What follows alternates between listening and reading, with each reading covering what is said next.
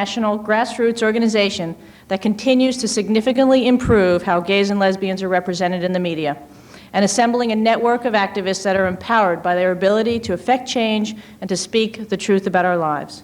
Please welcome GLAAD Managing Director William Wayborn.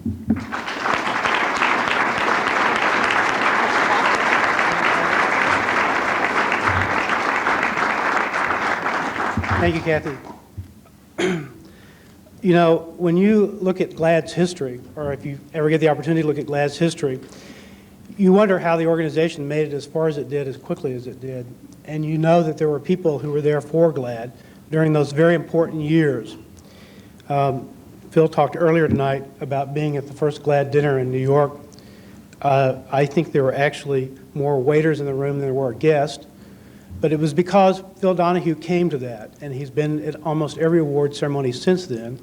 And he wasn't there last year. Last year, during the New York dinner, he was in Los Angeles, and during the Los Angeles dinner, he was in New York. And this year, we're picking also Washington to invite him to so that we can also fit in with his calendar and hope he'll come back to Washington for the dinner here this year. But it was as if an angel had descended from the heavens to take care of us, because without Phil Donahue, GLAAD would not have made it. And I say that because there were days when GLAAD did not meet its payroll, or couldn't meet its payroll, but for a check from Phil Donahue. And because of the support of Phil Donahue and Marlo Thomas and their foundation, GLAAD has prospered and done quite well. So we're very grateful for your support. One of the things that Phil Donahue did was not only to wake up America, but he also woke up us. He gave us a face that was letting us know that we existed all across this country. And not only did he tell America about us, but he also told us about us. And it was for the first time, and I believe in our lives, that we could watch ourselves on national television and not be embarrassed or concerned or know that we were being represented accurately because this man cared about us. And we knew that no matter what the issue would be, is that we would be treated fairly. And Phil Donahue has won awards from GLAAD before. So tonight we're honoring him for the work that he has done. Last year in New York, it was indeed a privilege and an honor to give to Barbara Walters the Phil Donahue Marlo Thomas Excellence in Television Award. And so tonight it is also an honor and a privilege to present Phil Donahue with this award from GLAAD. Mr. Donahue.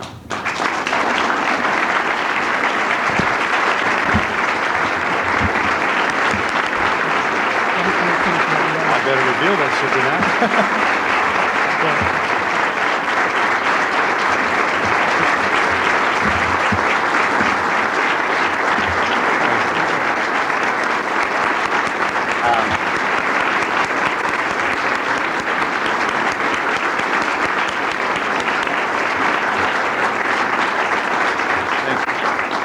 You do not know how many GLAAD staff people have been standing at Tiffany's all week because of the Christmas shopping season in New York, and we wanted something that was very important and that something would be memorable to him, and thank him very much for all the work that he has done for GLAAD. So I'll let you open it. Well, I thank you so much, and I'll do that right now.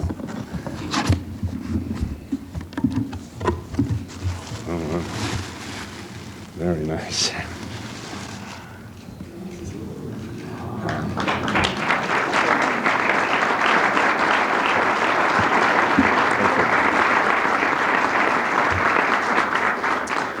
Presented to Phil Donahue for his long-term support of GLAAD and the lesbian and gay community, December 10th, 1996. This will enjoy a very high pedestrian area of my home.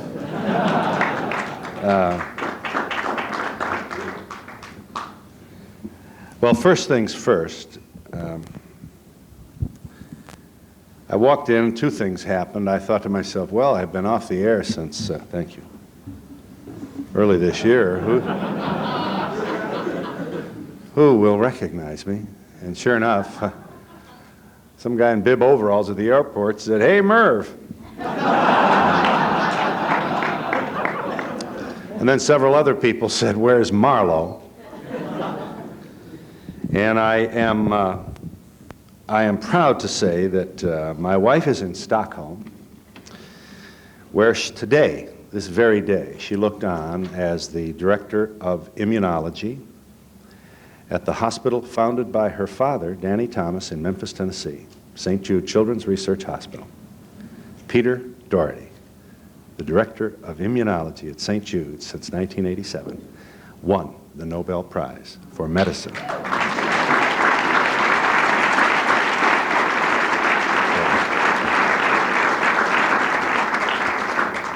He is the son my mother wanted to have.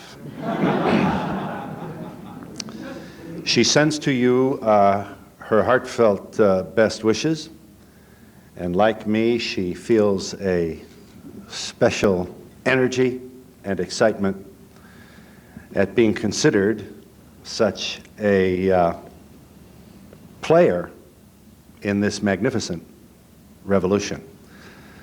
So if I just might take a moment to, in a very shortened way, share with you how I got here. I was a child of the 50s and the product of 16 years of Catholic education, including 4 years at the citadel of higher Catholic education in America, the University of Notre Dame. Go Irish. I'm very grateful for that education. It was offered to me by a lot of very, very dedicated people who worked long hours at almost no pay for the education of little Philly and countless others like me. And when I graduated from Notre Dame in 1957, it wasn't long before most of us realized that we were prepared for a world that never materialized. Nobody told us they would shoot our president. Nobody told us we'd lose a war. Nobody told us we'd lose our leadership in automotive engineering. Nobody told us that you'd have to have 2 people working in order to make it to the next paycheck. So much has happened to us since my graduation and since the birth of the Donahue Show in 1967. But let me say this. If I had gone with General Motors, I would not have had this wonderful experience of having a front row seat to one of the most startling, dramatic, and rapidly evolving revolutions of the 20th century. In 1957, when I graduated from Notre Dame, nobody was out. Nobody. And then in 1967, suddenly it became clear to those who did the two-way talk radio programs that sexuality was an issue about which viewers cared. You got a lot of comment if you did a subject like this. We wanted to know who we were. We found who we were in many ways very mysterious. And we were filled with awe and wonder. How is it that 2 people in the same family are so different, and siblings, and what makes you this way or that way, and how come somebody's smart and somebody isn't? And certainly sexual status became almost a staple of the kind of work that we did. And suddenly, and remember, this is the son of West Cleveland Catholic couple, who believed in America. My father used to say if they didn't know what they were doing, they wouldn't be in Washington. You believed. I was proud not only to be American, but a Catholic, and the best kind of Catholic, an Irish Catholic. I never could figure out what Rome was doing as why would the Vatican be in an Italian place? Because all our bishops were Irish and all the nuns were Irish. And then in the 60s, things began to fall apart for us. And suddenly we began to question all these things that we had accepted with such fervent, passionate belief. And I began to examine who I was in terms of race. I grew up in a church with white statues, white priests, white nuns. A white guardian angel helped me across a rickety bridge in the woods. The Trinity was white. We had a white Father with a white beard, a white Son, and the Holy Spirit was a white bird. And we began to appreciate that you can't come out of this experience without having at least the vestiges of racism within your soul. You can't fix it if you don't know you have it. Eeny, meeny, miny, mo, catch a nigger by the toe. I said that like Mary had a little lamb. What did this? Then I met Muhammad Ali. And he wanted to know why we called devil's food black, devil's food cake, black cake, devil's food cake, white cake was angel food cake. And I began to examine myself and look in the mirror and say, holy cow, I have it, I have it. And we have to get on, and my kids are going to have it. The Catholics are raising another generation of racists. So we bust our kids. We wanted our kids to have the multicultural experience that we didn't have. We didn't want our kids to have the same thing we had. And we knew that acculturation did this to you. And you had to look in the mirror and accept that you have it. And then I began to look at some other things. How I had gone to high school with guys who wanted to beat up queers. I could never understand why you wanted to beat up a queer.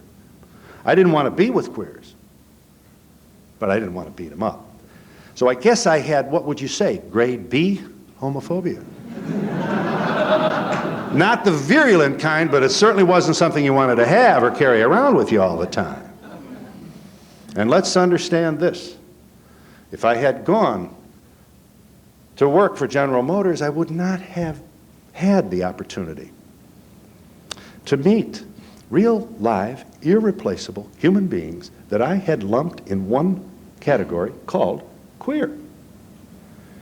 And suddenly, not unlike racism, I began to appreciate my own self-consciousness about this. What is this? How did I get it? Who are these people? These people, these other people. And it was through the general evolution of meeting significant numbers of politically active, Lily being just one, how early you were, how brave you were. No rectangle across your face, girl. You were out there. In 1970.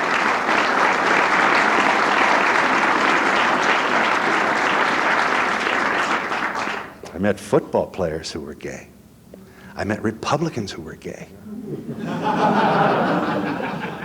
I even met a gay hairdresser. But I began to appreciate that the stereotype that we had laid and that we had in our ignorance. Prejudice is fueled by fear and ignorance. And our ignorance had created a gigantic closet. And I began to hear the stories of closeted people and what it was like. And I heard the stories of people who couldn't get an apartment, people who were thrown out of an apartment, people who couldn't get a job, who lost their job, people who worried about looking gay. The enormous drain of being in the closet. And suddenly, more and more people started rushing out of the closet, and the revolution was underway. And the rewards for me have been substantial. In airports for 29 years, people have come up to me and said, among other things, women, thank you, I got out of an abusive marriage because of your show. What a nice thing for somebody to say to me. Thank you, because of your show, I came out to my parents. And my father didn't jump off a building. And I'm freer now, and it's better now. And that helped me to understand the oppression and the drain, the physical, emotional drain of being closeted. And I began to ask myself, well, where would I be? I'd be in the closet. I most certainly would. I don't want to tell my father. And I began to appreciate how complicated this was and how this thing called homophobia was legitimized by organized religion, the Catholic Church included. Why should equal opportunities under the law and the full weight of the Bill of Rights be extended to gay people when the church calls them sinful? How easy the church made it to bash gay people. How easy the church, not just the Catholic Church, most of organized religion, how easy they made it to stay in the rut of prejudice and oppression without even looking in the mirror or examining one's own attitudes toward these things, toward the real lives of talented people who, because of the randomness of birth, may have gotten gray hair, blue eyes, or a sexual status that had nothing to do with morals or appropriate attitudes or character. And I'm a slow learner, so let's understand my profession blessed me with the opportunity of meeting all these people, and it was finally sometime around the age when I met Lily and talked to Lily that I began to believe what I believe most Americans today believe, and that is that gayness is not a moral issue. Sexual status is not a moral issue. The way people behave is, but that has nothing to do with sexual status. That has to do with humanness. And that if we claim to be Americans, we have a responsibility to be out front ensuring that all Americans enjoy the full weight of the protection of the Bill of Rights, including Fourth Amendment privacy rights. Oral sex is illegal in Georgia, you know. Imagine, affirmed by the United States Supreme Court, 5-4. Sodomy laws covering not only married couples, gay couples, all couples, privacy of your own home. Georgia, certain consensual acts are illegal, and America stands by and allows this to happen. You can't be a proud American and stand there and allow this to happen. Homophobes are not Nazis. They aren't. But homophobes have to realize that without malice, their failure to change creates an environment in which fascism is nourished and thrives. And I am proud to be with you because I truly believe that you are on the front lines of preventing the kind of behavior that this century has seen in many, many places. It is yesterday that we put 120,000 Japanese Americans behind a fence in a desert with the advice and consent of the United States Supreme Court and the President of the United States and both houses of Congress. That's yesterday. I see you as the people who are out there preventing the beginning of this kind of established national policy. And let us count our blessings. More people out than ever before. More people out tomorrow than we're out today. More people like Lily and those who came before and after, standing up to say who they are, that they're proud Americans, and that they are demanding the full rights and privileges that we all enjoy as Americans. That if she's not free, none of us are free. You have inspired me. You, by accident of a professional choice that I made a long time ago, I have been witness to your revolution. I join you in the hope for a future in which there will be no closet, a future in which a person's sexual status is not a matter of curiosity, a future in which all Americans will take equal part in the wonderful rights that have been granted to us by those who came before us and were willing to even sacrifice, maybe face down in the mud in some foreign land, so that we might be free. We want to celebrate those among us who have been out there on our behalf. Let's not forget Al D'Amato. Let's not forget Barry Goldwater. Let's not forget the friends that we have. And let's not forget the millions and millions of so-called straight Americans who are themselves closeted and hesitant to speak out and say aloud what we are saying with each other today. We have the popular side of this issue. America sees this. Yes, we will have self-righteous religionists who know what's good for their neighbors, who will always be out there standing in our way. But they are becoming, I believe, a weaker and weaker voice. Let us encourage the Hollywood community. Some of its greatest stars should be out there with us marching. Tom Hanks is just one brother who I know is on our side, who accepted an award from GLAAD 2 years ago with heartfelt gratitude. We want to see him marching. We want to see Arnold marching. We want to see Bobby De Niro marching. We want to see Tom Cruise and all those other brave men from Hollywood. Gay people write their movies, edit their movies, raise money for their movies, sell tickets to their movies, create advertising for their movies, act in their movies. We're going to put all these macho men on a big flatbed truck, and we're going to have them wave as they roll past St. Patrick's Cathedral on Fifth Avenue. It is up to us to invite them, to encourage them, to take part in this excitement. This is a real revolution that is already seeing results. And look how blessed I am. I got a real expensive bowl from Tiffany's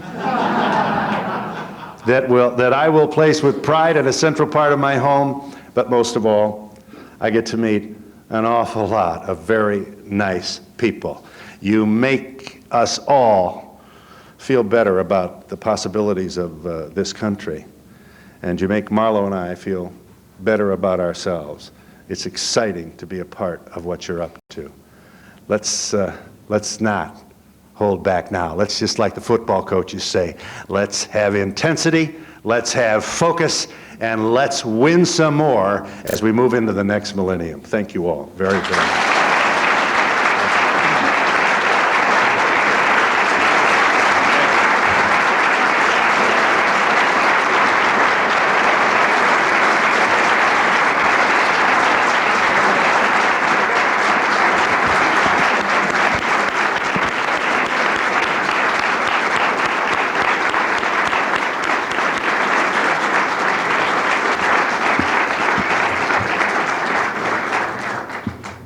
His belt does match his shoes, I noticed. I'd like to thank everyone tonight who helped put this event together, folks on the host committee, our volunteers, especially I'd like to thank Sally Cohn, GLAAD's intern, and Brian Rose, who really helped a lot getting us organized.